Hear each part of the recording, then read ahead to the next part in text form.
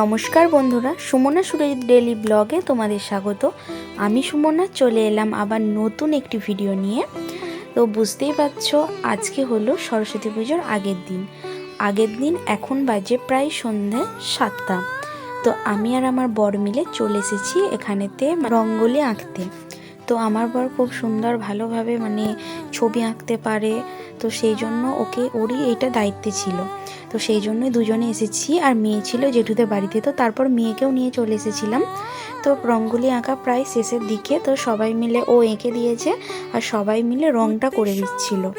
তো দেখতেই পাচ্ছ প্রায় কমপ্লিট। এরপর আমরা বাড়ি চলে যাব, কারণ বরের আছে ডিউটি, তো সেই জন্য তো প্রায় কমপ্লিট হয়ে গেছে রঙ্গোলি আঁকা। তো চলো বাড়ি যাই। তো কাল সকালে দেখা হচ্ছে। ব্লগে তোমাদের স্বাগত। আশা করি তোমরা সবাই ভালো আছো, আমিও ভালো আছি। তো চলে এলাম আবার নতুন একটি ভিডিও নিয়ে। তো আজ হচ্ছে 14ই ফেব্রুয়ারি। একদিকে ভ্যালেন্টাইন্স ডে, একদিকে সরস্বতী পুজো, আবার একদিকে ব্ল্যাক ডে।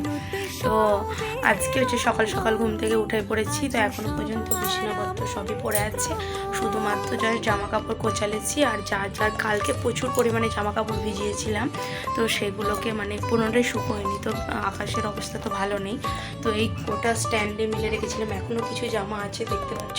তো সমস্ত কিছু কিছু জামা ছাদে মিলে দিয়ে এসেছি, তো এগুলো মিলে দেবো। তো এখনও রোদ ওঠেনে।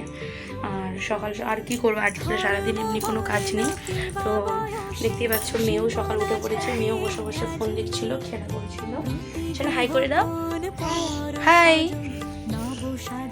তো দেখতেই পাচ্ছ। তো চলো বন্ধুরা, সারাদিন কি করি না করি সব কিছুই তোমাদের সাথে শেয়ার করবো।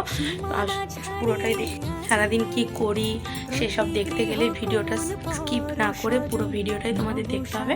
তো চলো দেখতে থাকো। তারপর তাড়াতাড়ি করে স্নান করে মেয়েকেও রেডি করিয়ে দিয়েছি, আর আমিও নিজেও রেডি হয়ে গেছি। আমিও শাড়ি পরেছি আর মেয়েকেও শাড়ি পরিয়ে দিয়েছি।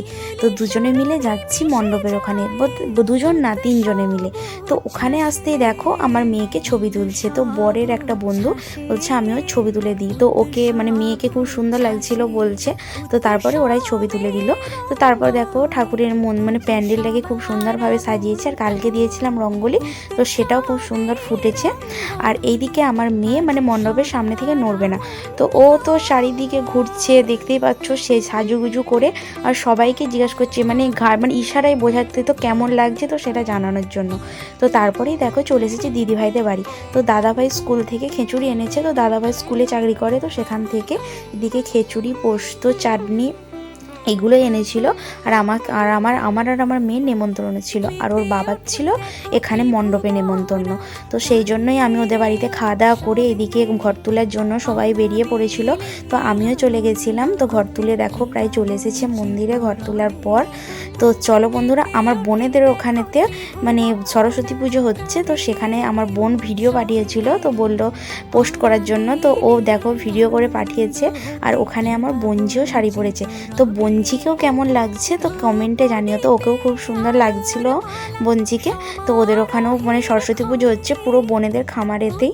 তো তারপরেই দেখো এইদিকে আমার মেয়ে তো বিকালবেলা রেডি হয়ে চলে এসেছে। আর এদিকে প্রায় বিকেল হয়ে গেছে। তো এদিকে মন্দিরে তো টিনও দিয়ে দিয়েছে, তো দেখতেই পাচ্ছ। তো বিকাল হয়ে গেছে।